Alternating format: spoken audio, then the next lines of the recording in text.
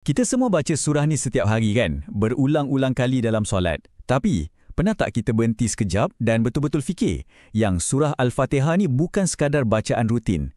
Ia sebenarnya adalah sebuah kunci. Ya, kunci agung yang membuka dialog kita secara langsung dengan Tuhan dan membongkar rahasia teras dalam hidup kita sebagai seorang hamba. Jom, kita dalami perkara ni sama-sama.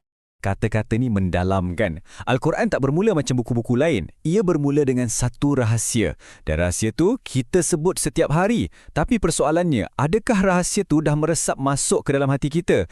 Inilah perjalanan kita hari ini untuk sama-sama kita bongkar rahasia di sebalik surah pembukaan yang kita rasa kita dah kenal sangat.